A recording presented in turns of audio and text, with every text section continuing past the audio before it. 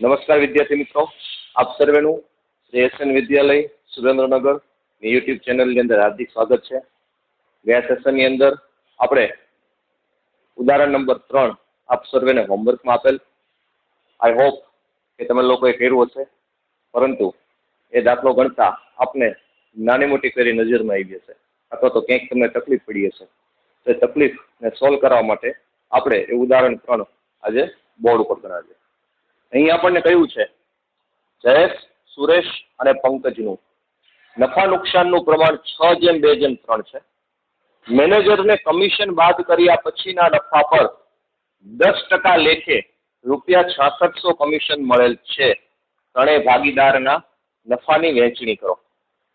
મિત્રો, અહીં આપણને ત્રણેય ભાગીદારો વચ્ચે નફાની વહેંચણી કરવાનું કહ્યું છે, પરંતુ આપણને વહેંચણી પત્ર નફો નથી આપેલ. સૌપ્રથમ બીજો પોઈન્ટ, અહીં આપણને મેનેજરનું કમિશન આપેલ છે. મેનેજરનું કમિશન બાદ કર્યા પછીના નફા ઉપર 10% લેખે ₹6600 કમિશન મળેલ છે. એટલે કે મેનેજરને ₹6600 કમિશન પ્રાપ્ત થયું છે. જ્યારે આ પ્રકારે દાખલો આપેલ હોય, એટલે કે વેચણી પાત્ર નફો નથી આપ્યો અને મેનેજરનું કમિશન આપ્યું છે, તો એના ઉપરથી સૌપ્રથમ આપણે વેચણી પાત્ર નફો શોધવાનો. ચલો જોઈએ.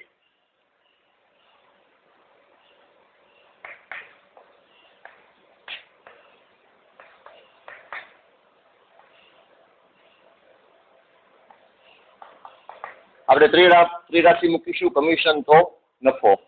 ધારો કે કમિશન એને ટકા પાસે, એટલે કે ધારો કે 10 એમ કહ્યું, ત્યારે નફો છે 100.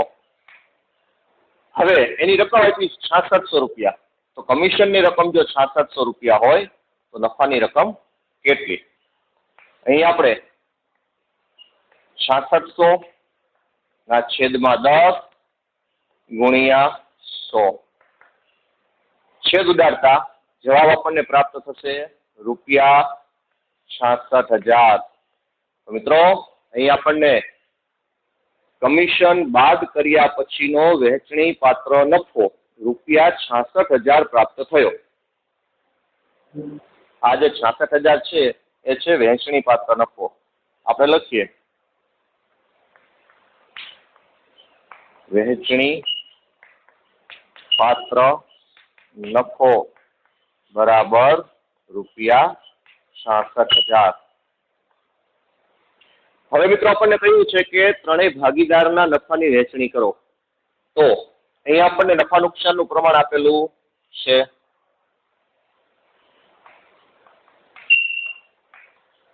ભાગીદારો જયેશ, સુરેશ અને પંકજ નું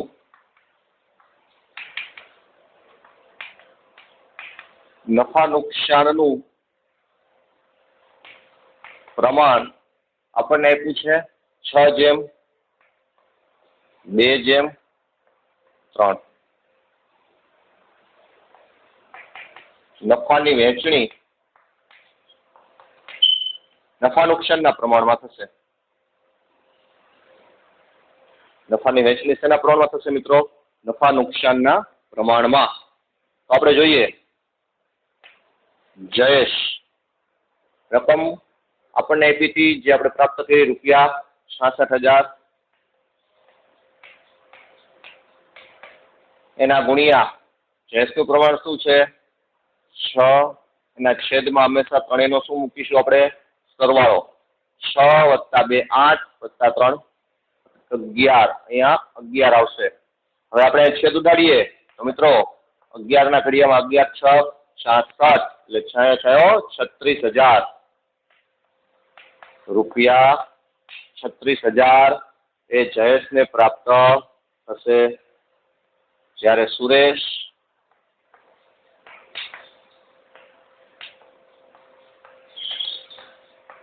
₹66,000 ગુણ્યા એનું પ્રમાણ 2 ના છેદમાં 11 બરાબર 11 × 6 = 66 અને 6 દુ 12, ₹12,000 પ્રાપ્ત થશે.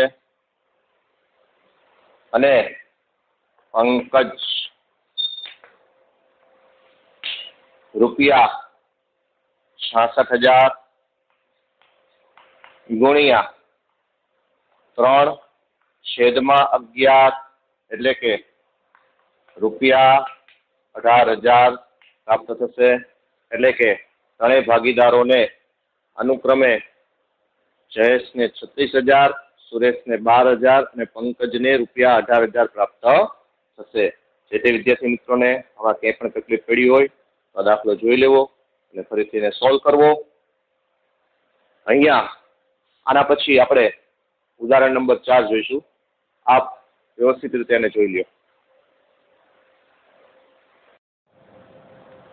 અચ્છા મિત્રો, આપણે આગળ ઉદાહરણ નંબર 3 જોયું. હવે આપણે ઉદાહરણ નંબર 4 જોઈએ. શીલા, સુરભી અને સીમા 5:7:9 ના પ્રમાણમાં નફો નુકસાન વહેંચી લેતા ભાગીદારો છે. મેનેજર સંકેતને તેનું કમિશન બાદ કર્યા પછી વધતા નફા પર 10% કમિશન આપવાનું છે. સુરભીને ₹7,000 નફો મળે છે. મેનેજર સંકેતના કમિશનની ગણતરી કરો. આ ઉપરાંત મેનેજરના કમિશન પહેલાના નફાની ગણતરી કરો. મિત્રો, અહીંયા શીલા, સુરભી અને સીમા એમનું નફા નુકસાનનું પ્રમાણ એટલું છે 5:7:9. ઉપરાંત આપણને એવું કહ્યું કે મેનેજરને કમિશન આપવાનું છે 10%, પરંતુ અહીં આપણને કમિશન પહેલાનો નફો નથી આપ્યો. આપણને આપ્યો છે કોઈ એક ભાગીદારનો ભાગ, એટલે કે આપણને આપ્યો છે અહીંયા સુરભીને મળતી નફાની રકમ ₹7,000. તો મિત્રો, આ ઉપરથી આપણે સૌપ્રથમ વહેંચણી પાત્ર નફો શોધીશું અને વહેંચણી પાત્ર નફા ઉપરથી આપણે મેનેજર સંકેતને આપવાના કમિશનની ગણતરી કરીશું અને ત્યારબાદ આપણે કમિશન પહેલાનો નફો શોધવા માટે વહેંચણી પાત્ર નફો વત્તા જે સંકેતને કમિશન આપ્યું છે બંનેનો સરવાળો કરીશું. તો ચાલો મિત્રો, દાખલો જોઈએ. સૌપ્રથમ આપણે સુરભીનો જે નફો મળેલ છે એના ઉપરથી પેઢીનો વહેંચણી પાત્ર નફો શોધીએ. તો આપણે લખીએ કે વહેંચણી પાત્ર નફાની ગણતરી.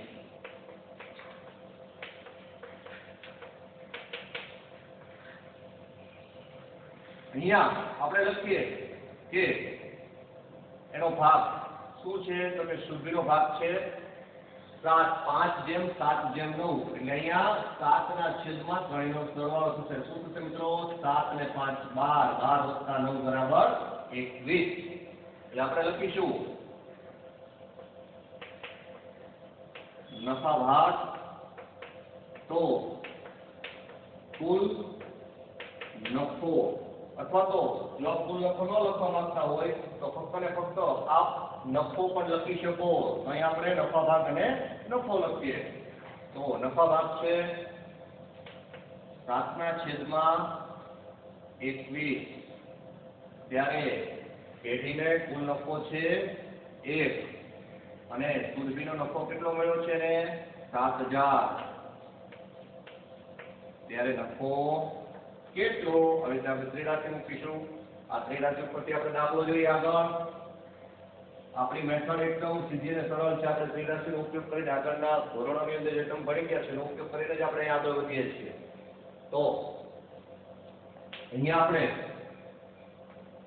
7,000/7/21 લખીશું ગુણ્યા આ 1 લખીશું.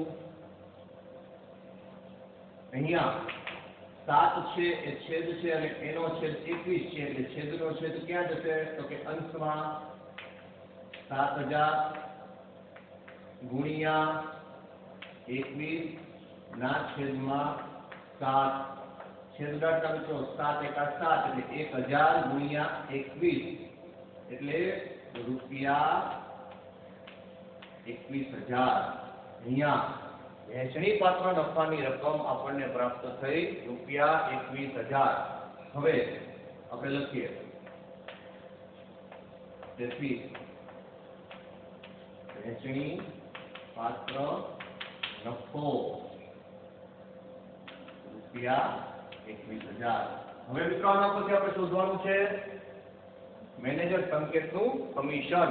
અહીંયા આપણને ભલે શબ્દ આપ્યા છે કે કમિશન બાદ કર્યા પછીના વધતા નફા પર 10% કમિશન, પરંતુ અહીંયા સાદું સૂત્ર ઉપયોગમાં આવશે. આપણે આગળના દાખલાઓમાં જોયું કે નફો ગુણ્યા કમિશનના ટકા છેદમાં 100 વત્તા કમિશનના ટકા. આ સૂત્ર એપ્લાય થશે નહીં. આ ક્યારે આવે? તો કે જ્યારે આપણને પેઢીનો કુલ નફો આપ્યો હોય ત્યારે. અહીંયા પેઢીનો કુલ નફો આપણને આપેલો નતો, માટે સૂત્ર એપ્લાય થશે નહીં. અહીંયા આપણે ચાલુ સૂત્ર આવશે, એટલે કે મેનેજર ના કમિશનની ગણતરી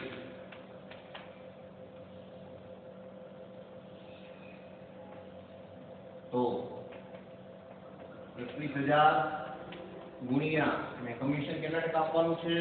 10% ગુણ્યા 10 છેદમાં 100. મિત્રો છેદ ઉડાડતા જવાબ પ્રાપ્ત થશે રૂપિયા 2100. આપણે લખીએ તેથી મેનેજર સંકેતને રૂપિયા 2100 કમિશન મળશે. ત્યારબાદ મિત્રો આપણે કહ્યું છે કે કમિશન પહેલાના નફાની ગણતરી કરો. આપણે કમિશન પહેલાનો નફો શોધીશું.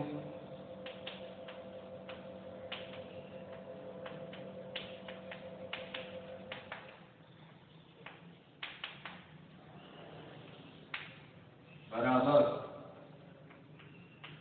વહેંચણી પાત્ર નફો પ્લસ કમિશન. વહેંચણી પાત્ર નફો આપણી પાસે હતો રૂપિયા 21,000 પ્લસ કમિશન આપણે પ્રાપ્ત થયું રૂપિયા 2100. 21,000 વત્તા 2100 બરાબર રૂપિયા 23,100.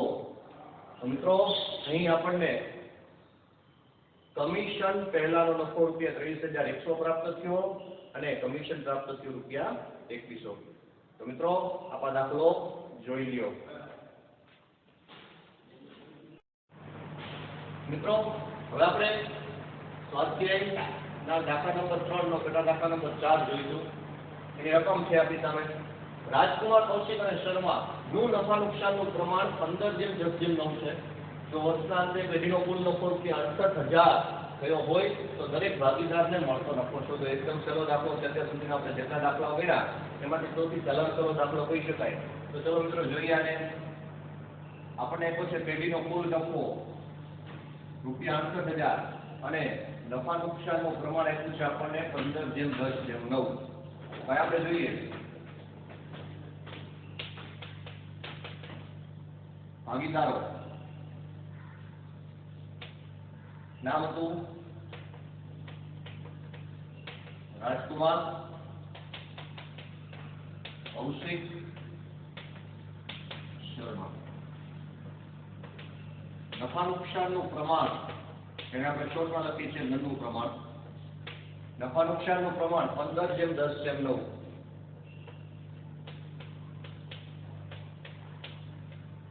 પેઢીનો કુલ નફો આપણને આપ્યો તો રૂપિયા 68,000.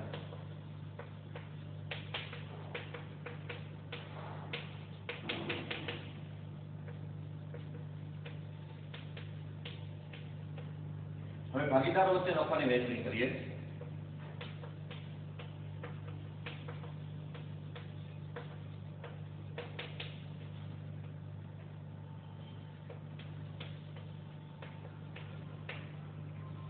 અહીંયા સૌપ્રથમ રાજકુમાર,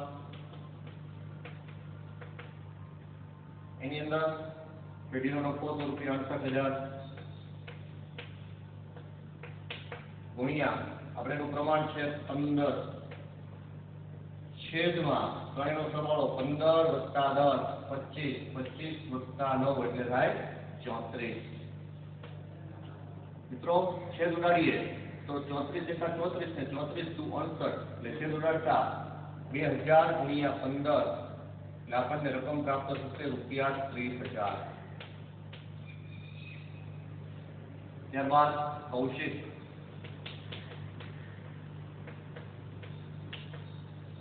કૌશિકનું પણ આવી રીતે રૂપિયા 68,000 ગુણ્યા એનું પ્રમાણ આપણને આપ્યું છે 10.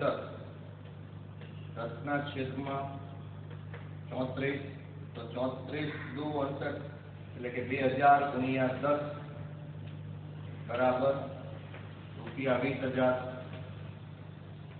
ત્યારબાદ શર્મામાં પણ રૂપિયા 68,000 ગુણ્યા એનું પ્રમાણ એટલું તો આપણને 9 છેદમાં 34 એટલે આવશે રૂપિયા 18,000. અહીંયા મિત્રો રાજકુમારને રૂપિયા 30,000 મળશે, કૌશિકને રૂપિયા 20,000 મળશે, જ્યારે શર્માને રૂપિયા 18,000 નફો પ્રાપ્ત થશે. તો મિત્રો આ દાખલો જોતા જાઓ.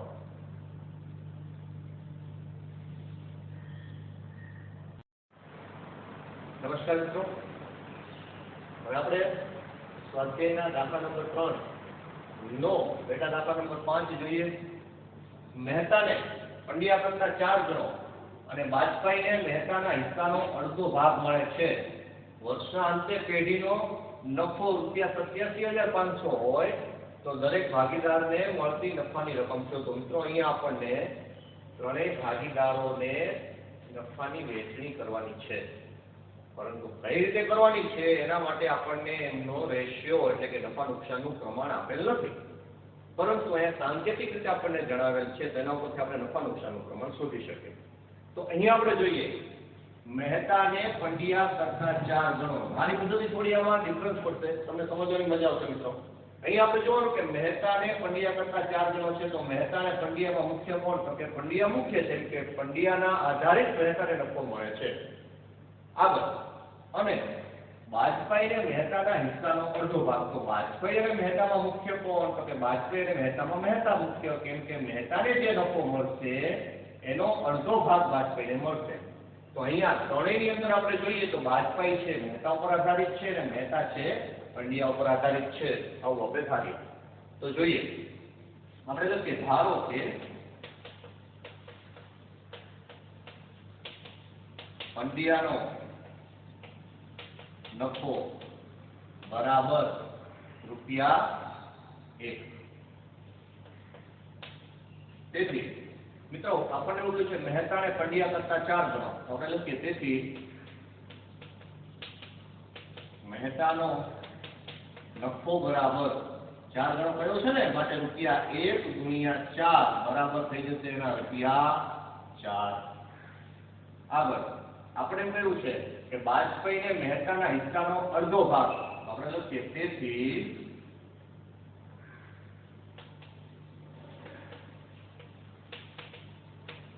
બાજપાઈનો નફો બરાબર કોનો અડધો ભાગ કયો છે આપણને ફરીથી જોઈએ તો કે બાજપાઈને મહેતાના હિસ્સાનો અડધો ભાગ. તો આપણે મહેતાનો હિસ્સો કેટલો આવ્યો તો 4, એનો અડધો ભાગ એટલે ગુણ્યા 1/2 બરાબર આવશે રૂપિયા 2. તેથી અહીંયા આ લોકોનું નફા નુકસાનનું પ્રમાણ આપણને આજથી પ્રાપ્ત થયું. તો આપણે લખીએ તેથી પંડ્યા મહેતા અને બાજપાઈનું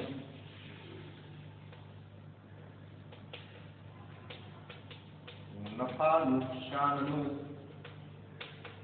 પ્રમાણ 1/4/2 છે. હવે આપણે નફાની વહેંચણી કરવાની છે, તો આપણે લખીએ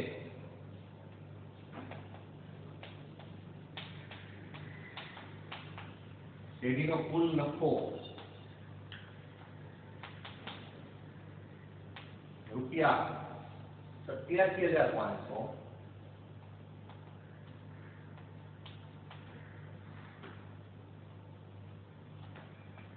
નફા નુકસાનના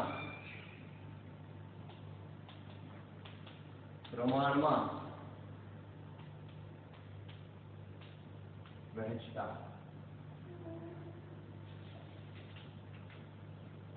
તો અહીંયા સૌપ્રથમ પંડ્યા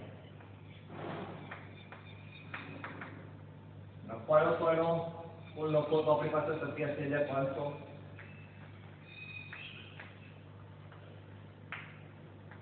ગુણ્યા એનો નફા ભાગ હતો 1 ના છેદમાં ત્રણેયનો સરવાળો 4 ને 1 5 ને 2 7. મિત્રો અહીંયા અત્યાર સુધીના આપણે જે દાખલાઓ જોયા એ બધાની અંદર આપણે મોસ્ટ ઓફ ઓરલી કાર્ય કર્યું હતું કે ગાણિતિક કાર્ય છે મૌખિક કર્યું હતું, પરંતુ અત્યારે તમે ધારો કે આની અંદર કેલ્ક્યુલેટરનો ઉપયોગ કરી શકો છો. અહીંયા 87,500 ભાગ્યા 7 કરીએ તો 87,500 ભાગ્યા 7 કરવાના છે મિત્રો. ચલો દરેક વિદ્યાર્થી મિત્રો એ આપણે જોઈશે તો શું જવાબ આવે છે એ મને જણાવશે. Very good. ઘણા બધા વિદ્યાર્થી મિત્રો ટ્રાય કરી છે. આઈ હોપ કે તમે લોકો ટ્રાય કરી છે, બરાબર. તો આ જવાબ આવશે ₹12,500. એક ભાગે કેટલો જવાબ આવ્યો? ₹12,500. હવે ત્યારબાદ બીજું કોણ હતું? ત્યારબાદ છે મહેતા બરાબર ₹87,500 ગુણ્યા એનો નફા ભાગ છે 4 ના છેદમાં 7. 4 ના છેદમાં 7 જોઈએ તો 87,500 ભાગ્યા 7 કરતા 12,500 ગુણ્યા 4 એટલે ₹50,000. ત્યારબાદ છે બાજપાઈ બરાબર ₹87,500 ગુણ્યા 2 ના છેદમાં 7 બરાબર આવશે જવાબ. કેલ્ક્યુલેટર પર ગણતરી કરજો મિત્રો. ₹25,000. ઘણા બધા વિદ્યાર્થીઓને ઓરલી ગણતરી થતી હોય છે, ખૂબ સારી બાબત છે, પણ બોર્ડની એક્ઝામની અંદર એક વખત કેલ્ક્યુલેટર ઉપર પણ સાથે સાથે ગણતરી કરતા જવું, જેથી કરીને ભૂલ થવાની કોઈ શક્યતા રહે નહીં. રાજ્ય ગણ્યા પછી તાળો મેળવી લેવો કે ત્રણેયનો સરવાળો 87,500 થાય છે કે નથી થતો. સૌપ્રથમ 50,000 વત્તા 25,000 75,000 વત્તા 12,000 87,000 વત્તા 500 એટલે 87,500. ચલો દરેક વિદ્યાર્થી મિત્રો દાખલો જોઈ લ્યો, અને કોઈ પણ પ્રશ્ન હોય તો ભવિષ્યની અંદર અમે આપને એક વોટ્સએપથી મોબાઈલ નંબર મોકલીશું આપણા વિદ્યાર્થીઓને. એમાં તમે જણાવી શકશો પોતપોતાને થતા પ્રશ્નો આ જે તે દાખલાઓની અંદર. મિત્રો હવે આપણે ટેક્સ્ટબુકની અંદરનું ઉદાહરણ નંબર 5 જોઈએ. રિયા, દિલીપ અને કીર્તન એ ભાગીદારી પેઢીના ભાગીદારો છે. કીર્તન અને દિલીપના હિસ્સાનો 5મો ભાગ તથા રિયાને કીર્તનના હિસ્સાથી બમણો ભાગ મળે છે. જો વર્ષના અંતે પેઢીનો કુલ નફો ₹1,92,000 થયો હોય તો દરેક ભાગીદારને મળતી નફાની રકમ શોધો. મિત્રો આગળનું આપણે જે દાખલો ગણાવ્યો, દાખલા નંબર કયો હતો મિત્રો? ખ્યાલ છે દરેકને? આ રિયા દિલીપ પેલા આપણે ગણાવ્યો હોય. Yes, very good. દાખલા નંબર 5 હતો. સ્વાધ્યાયનો મુખ્ય દાખલા નંબર 3 નો 5મો દાખલો. ખૂબ સરસ. હવે અહીંયા આપણે જોઈએ મિત્રો તો આપણને જ પ્રમાણેનો દાખલો આપ્યો છે, પરંતુ અહીંયા જે કહ્યું છે જોઈએ તો કે કીર્તન અને દિલીપના હિસ્સાનો 5મો ભાગ. ફરીથી વિચારીએ, કીર્તન અને દિલીપમાં મુખ્ય કોણ? તો દિલીપ, અને એના ઉપર પણ આધારિત છે કીર્તન. તથા રિયા અને કીર્તનના હિસ્સાથી બમણો ભાગ. એનો મતલબ શું થયો? રિયા અને કીર્તનમાં મુખ્ય કોણ? કીર્તન. એના પર કોણ આધારિત છે? રિયા. તો આને આપણે ક્રમમાં ગોઠવીએ તો આપણે જોઈએ તો કે દિલીપ ની ઉપર કીર્તન આધારિત છે અને કીર્તનની ઉપર રિયા આધારિત છે. એટલે આપણે જે દિલીપનો હિસ્સો ધારીશું એના આધારે દરેકનો હિસ્સો શોધી શકાશે. તો અહીંયા આગળના દાખલામાં મેં તમને 1 લઈને કામ કરાવ્યું હતું. હવે આપણે આ દાખલાની અંદર 100 લઈને દાખલો જોઈએ. દાખલાની અંદર કોઈ પણ રકમ ધારી શકે. તમે 100 ધારો, 8 ધારો, 10 ધારો, 15, પણ એવી રીતે રકમ ધારવી જેથી કરીને દાખલાનો જવાબ શોધવામાં તકલીફ ન પડે. તો આપણે અહીં જોઈએ, ધારો કે દિલીપનો હિસ્સો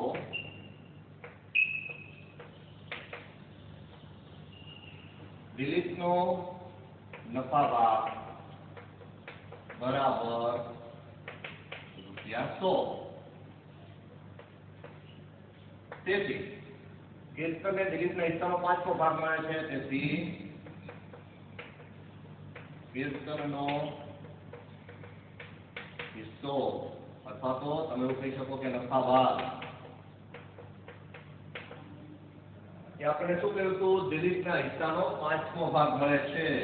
તો ₹100 5મો ભાગ એટલે 1/5 ગુણાકારના સંદર્ભમાં લઈએ તો રકમ પ્રાપ્ત થશે આપણને ₹20. અને આગળનો પોઈન્ટ છે, રિયાને કીર્તનના હિસ્સાથી બમણો ભાગ મળે છે, તેથી રિયાનો હિસ્સો અથવા તો નફા ભાગ એ આપણને શું કહ્યું છે મિત્રો? તો કે આપણને કહ્યું છે કીર્તનના હિસ્સાથી બમણો ભાગ મળે છે. તો આપણે લખીએ કીર્તનનો હિસ્સો કેટલો આવ્યો હતો? 20. બમણો ભાગ એટલે ગુણ્યા 2 કેટલા થઈ જશે? ₹40. તો આમ લખીએ તો એમનું પ્રમાણ જે છે ને આપણે નાનું બનાવવું પડશે. બની શકે તો નાનું બનાવવાનો પ્રયત્ન કરવાનો, ઇઝીલી થઈ જાય, એમાં કોઈ તકલીફ નથી મિત્રો. આપણે લખીએ કે ભાગીદારો દિલીપ, કીર્તન અને રિયા. હવે આપણે નફા નુકસાનનું પ્રમાણ લખીએ. જે આપણે અત્યારે શોધ્યું તે શું હતું? દિલીપમાં કેટલું છે? 100. કીર્તનમાં કેટલું છે? 20. અને રિયામાં કેટલું છે? 40. હવે આને નાનું કરીશું તો આને હજી આપણે નાના પ્રમાણમાં ફેરવી શકીએ. કઈ રીતે? 20 નો ઘડિયો જોઈએ. 20 એકા 20, 20 દુ 40 અને 20 પંચા 100. એટલે નફા નુકસાનનું પ્રમાણ આપણને પ્રાપ્ત થયું હવે 5:1:2. તો આ પ્રમાણમાં હવે લોકો વચ્ચે આપણે નફાની વહેંચણી કરી દઈએ. આપણે લખીએ ભાગીદારો વચ્ચે નફાની વહેંચણી.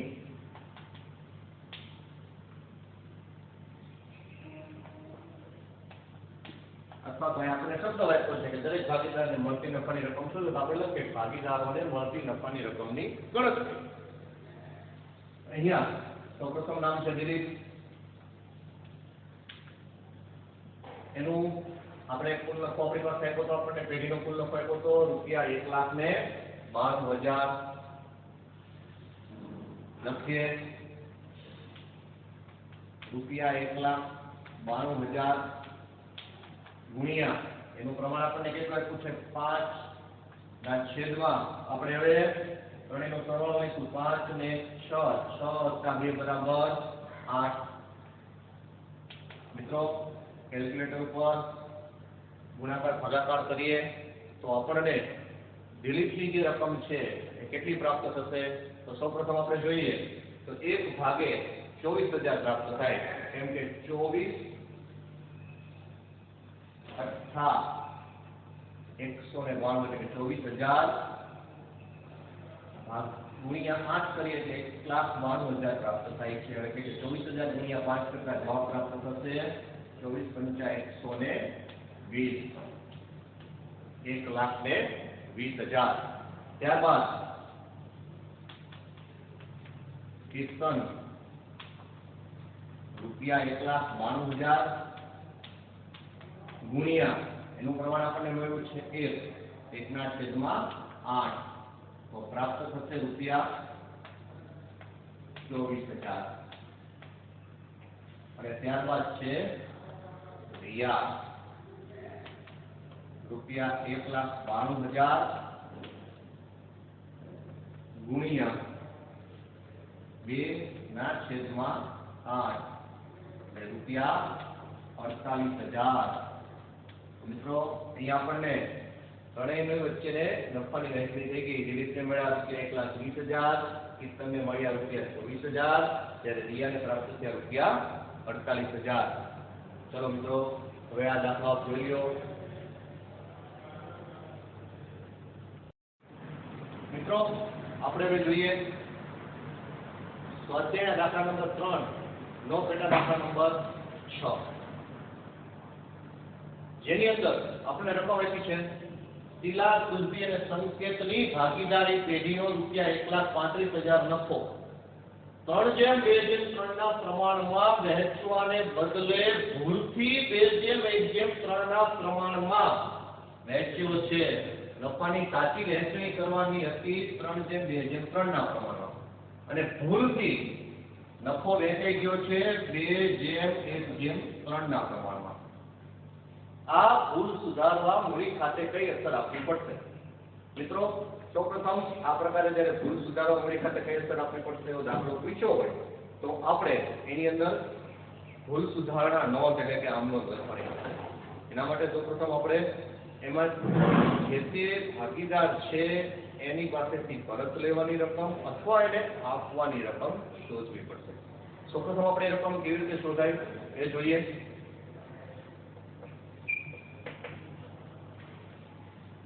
નામ છે શીલા સુરભી અને સંકેત.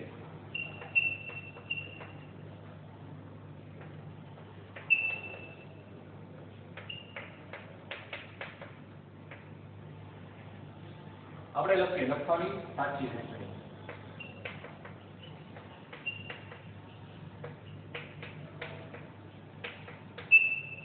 કયા પ્રમાણમાં નફો વહેંચવાનો છે? 3:2:3. એને આપણે અલગ ઇન્ડિકેટ કરીશું, અલગ લાઈન પાડીને દર્શાવીશું જેથી કરી રકમ ભેગી નથી જાય.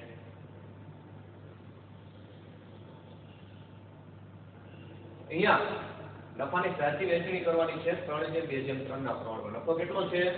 ₹1,35,000.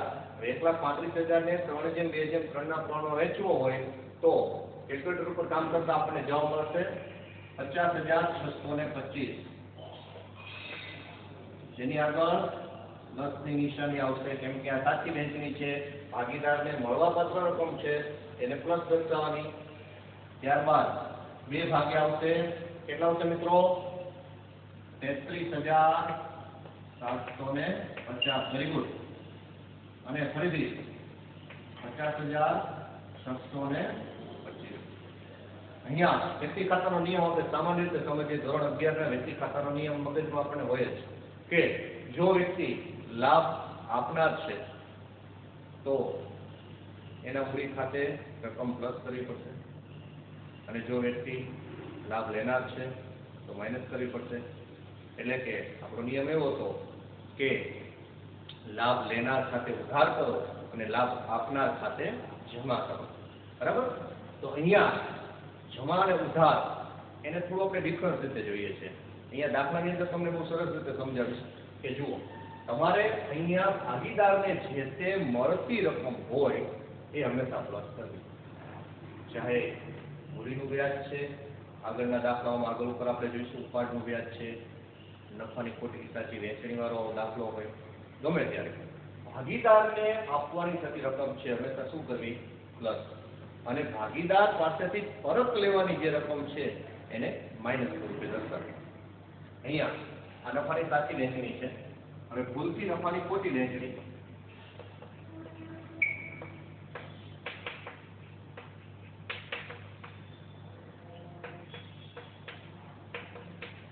કયા પ્રમાણમાં થઈ ગઈ છે મિત્રો?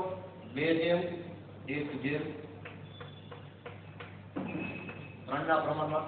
અચ્છા, હવે એને 2:1:3 ના પ્રમાણમાં ફાળવીએ તો રકમ શું આવશે એ આપણે જોઈએ. 45,000 જે માઇનસ લખાશે. 1 ભાગે આવશે 22,500 એ પણ માઇનસ લખાશે. અને 2:1:3 છે તો 3 ભાગે આવશે 63,500 એ પણ શું આવશે? માઇનસ આવશે મિત્રો. હવે અહીંયા તફાવતની રકમ આપણે જોઈએ.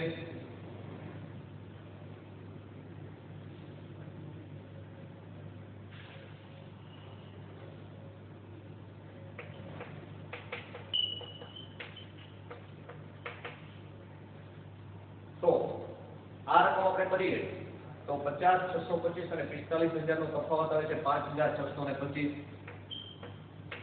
એમાં મોટી જે રકમ છે 50 છે માટેની નિશાની કરીશું પ્લસ, કેમ કે 50,000 માંથી 45,000 જતા રહે છે, 50,625 માઇનસ 45,000 એ 5,625, 33,750 પ્લસ છે, 22,500 માઇનસ છે, તો અહીંયા પણ પ્લસ આવશે 11,250, અહીંયા 50,625 પ્લસ છે, જ્યારે 65,500 માઇનસ છે, તો જવાબ આવશે -16,875. કેટલો જવાબ આવશે મિત્રો? 16,875. અહીંયા જે રકમ પ્લસ છે એ ભાગીદારને મળવાપત્ર છે, એ જમા કરીશું. જે રકમ જવાબ માઇનસ આવ્યો એ ભાગીદાર પાસેથી પરત લેવાની થશે, માટે એને ઉધાર કરીશું. તો અહીં આપણે લખીએ શું કહ્યું છે આપણને? તો કે ભૂલ સુધારવા મૂડી ખાતે કઈ તો આપણી પાસે શેની ભૂલ સુધારવાની છે? નફાની વહેંચણીની. તો આપણે નોંધીએ મિત્રો. હવે આપણે નફાની વહેંચણીની ભૂલ સુધારણા નોંધ કરીશું. સૌપ્રથમ અહીંયા સંકેતની રકમ માઇનસ આવેલ છે, માટે સંકેતનું મૂડી એ ચાલુ ખાતું આપણે ઉધાર કરીશું. એટલે આપણે લખીશું સંકેતના મૂડી ખાતે એ ચાલુ ખાતે ઉધાર રકમ 16,875 તે શિલાના મૂડી ખાતે જમા.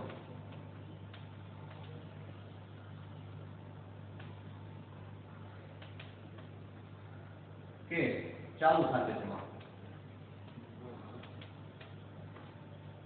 રકમ પ્રાપ્ત થશે આપણને 5,625. તે સુરભી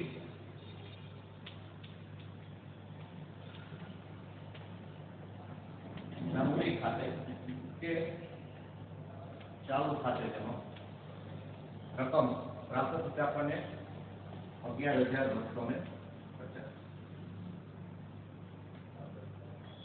તો મિત્રો આપણે અહીંયા ત્રણેયને મળતી નફાની વહેંચણીની ભૂલ સુધારણા નોંધ જોઈ. હવે આપણે નેક્સ્ટમાં દાખલા નંબર 3 નો પેટા દાખલા નંબર 6 જે ઉદાહરણ નંબર 6 જોઈશું.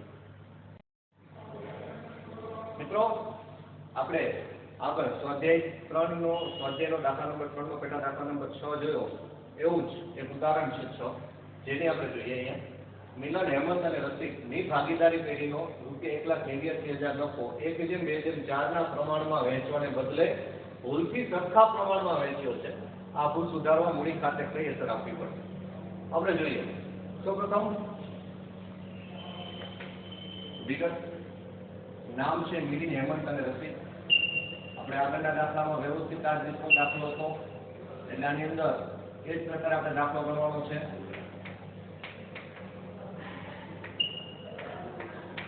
મિલિન, હેમંત અને રસિક.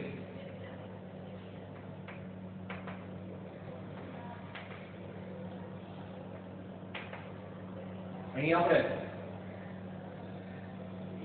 ત્રણેય વચ્ચે નફાની ખોટી વહેંચણી અને સાચી વહેંચણી પહેલા દર્શાવીશું, અને ત્યારબાદ એનો તફાવત શોધીશું. અહીંયા નફાની સાચી વહેંચણી.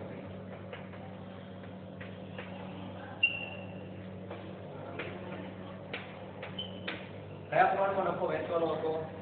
તો કે નફો વેચવાનો હતો 1:2:4 ના પ્રમાણમાં.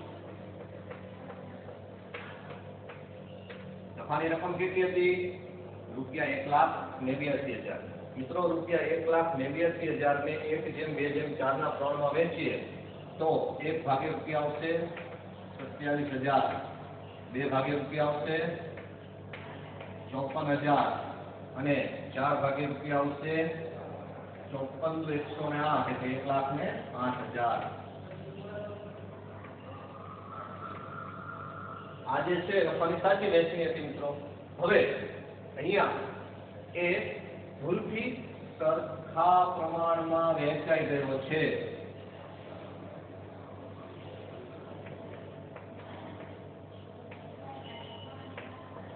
ભૂલથી થયેલ નફાની ખોટી વહેંચણી કયા પ્રમાણમાં વહેંચાઈ ગયો છે મિત્રો? સરખા પ્રમાણમાં 1:1:1 સરખું પ્રમાણ 1:1:1 તો 1,89,000 ભાગ્યા આપણે 3 કરીએ તો રકમ આવશે 63,000.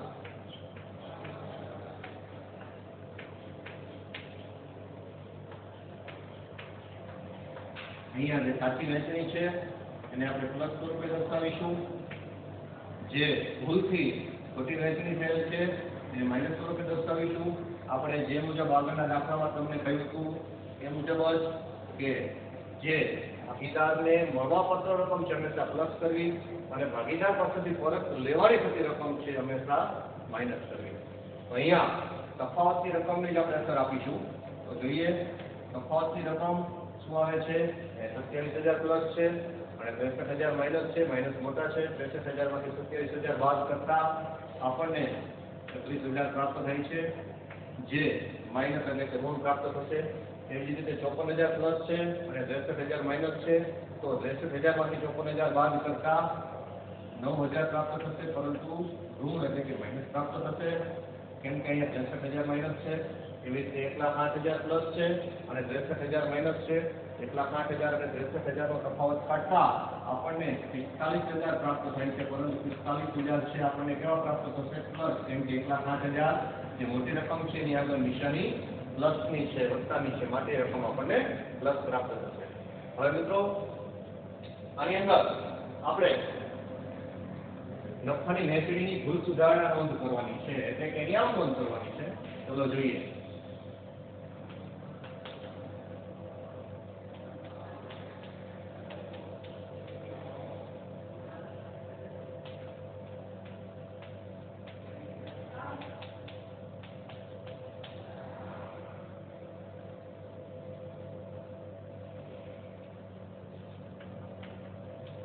ઘરનો અવનંબર છે, તારીખ, વિગત,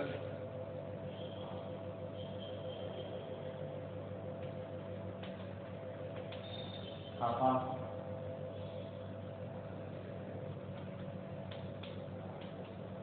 ઉધાર રૂપિયા,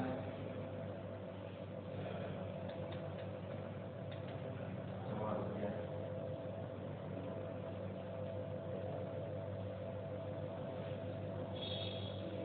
મિત્રો આપણે જોઈએ જે માઇનસ આવ્યા છે એના મૂડી ખાતે કે ચાલુ ખાતે ઉધાર કરીશું અને જે પ્લસ આવ્યા છે એના મૂડી કે ચાલુ ખાતે આપણે જમા કરીશું.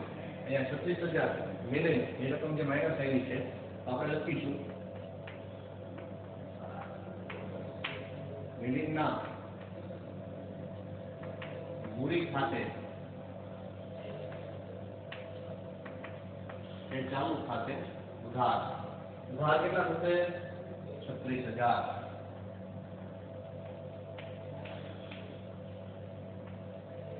એ જ રીતે હેમંતની રકમ પણ માઇનસ છે. હેમંતના મૂડી ખાતે કે ચાલુ ખાતે ઉધાર રકમ છે 9,000. તે રસિક ના મૂડી ખાતે જમા.